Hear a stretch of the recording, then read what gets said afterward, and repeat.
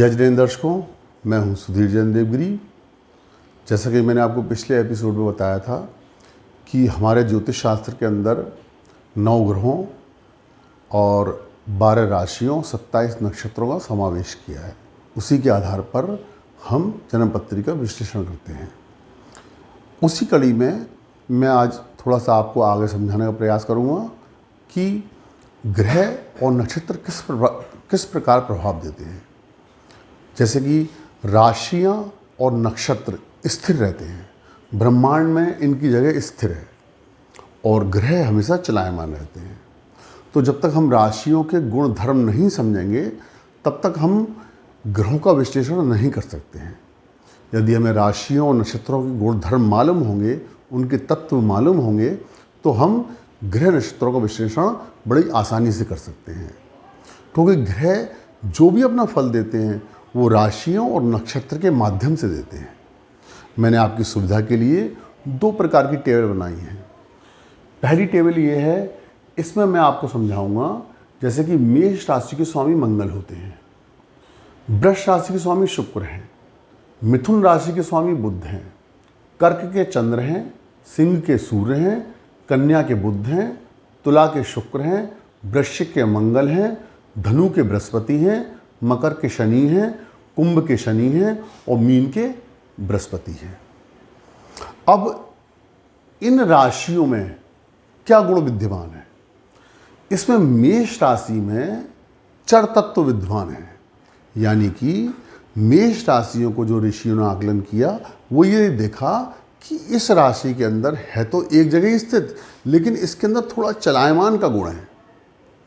और वृष राशि के अंदर उन्होंने देखा कि ये स्थिरता को दर्शाती है, इसमें स्थिरता के गुण हैं। और मिथुन राशि को देखा कि इसमें द्विस्वभाव यानी दोनों हैं।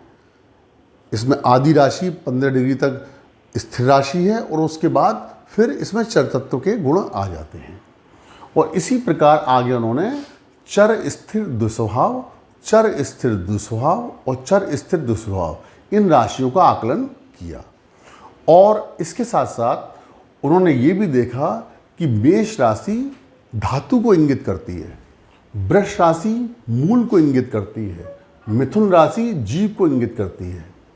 यानी कि यदि हमसे कोई पूछता है कि मुझे किस चीज़ का लाभ होगा, तो हम उसको, यदि चर राशि उसकी बलवान होगी, चर राशि में ग्रह होंगे, तो हम बता सकते हैं आपको धातु का लाभ हो सकता है। धातु यानी सोना, चांदी, पीतल, तांबा। और यदि वृष राशि बलवान हुई, उसमें इस प्रकार के ग्रह हुए, तो हम उससे कह सकते हैं आपको मूल का लाभ होगा। मूल यानी कि फल, फूल, वृक्ष, लकड़ी, इस प्रकार के पदार्थ। और यदि मिथुन राशि बलवान हुई तो हम कह सकते हैं उसको जीव का यानी मनुष्य का, पक्षी का, जानवरों का लाभ हो सकता है। तो मैंने आपकी सुविधा के लिए इस प्रकार ये टेबल बनाई है कि आप इसको आसानी से याद कर सको। जैसे कि 3 जो हैं तत्व हैं, चर स्थिर दुस्वभाव, चर स्थिर दुस्वभाव, चर स्थिर दुस्वभाव, चर स्थिर दुस्वभाव। ऐसी धातु मूल जीव, धातु मूल जीव, धातु मूल जीव, धातु मूल जीव, यानी कि इनको आप आराम से याद कर सकते हैं। दूसरी टेबल मैंने बनाई है, वो ये बनाई है कि ये राशियां कौन से तत्व को और कौन सी दिशा को इंगित करती हैं। जैसे कि मेष राशि है, इसमें अग्नि तत्व के गुण विद्यमान होते हैं। अग्नि तत्व क्या है? ये अविचारी है, ये विचार नहीं करती है, बहुत शक्तिमान है, तेज फैलती है और हर जगह फैल जाती है, इसमें बहुत शक्ति होती है। इसी प्रकार वृष पृथ्वी तत्व, पृथ्वी शक्तिमान है, सोच समझ के निर्णय लेती है, स्थिर राशि है। तो इसी प्रकार ये हम निर्णय लेते हैं। और इसी प्रकार जैसे मेष राशि अग्नि तत्व है, वृष पृथ्वी तत्व है, मिथुन वायु तत्व है और कर्क जल तत्व है। उत्तरोत्तर क्रम से हम फिर लेंगे, सिंह अग्नि तत्व है, कन्या पृथ्वी तत्व है, तुला वायु तत्व है और वृश्चिक जल तत्व है। तो इसी क्रम से हम आगे बढ़ते चले जाएंगे। यानी 4 राशियां आपको मालूम पड़ गई कि अग्नि, पृथ्वी, वायु, जल इस तत्व को इंगित करती हैं। तो आगे की 4 राशियां भी इसी तत्वों को इंगित करती हैं। उसके बाद जो 4 राशियाँ आती हैं वो भी इसी क्रम में इन्हीं तत्वों को इंगित करती हैं। तो आपको आसानी होगी, आप आसानी से इसको समझ जाएंगे और याद करने में भी आपको किसी प्रकार की कोई परेशानी नहीं होगी। इसी प्रकार मैंने इन राशियों को जो शास्त्रों में बताया गया है कि ये किस दिशा को इंगित करती है वो भी लिख दिया है। जैसे कि मेष राशि पूर्व दिशा को इंगित करती है, वृष राशि दक्षिण दिशा को इंगित करती है, मिथुन राशि पश्चिम दिशा को और कर्क राशि उत्तर दिशा को।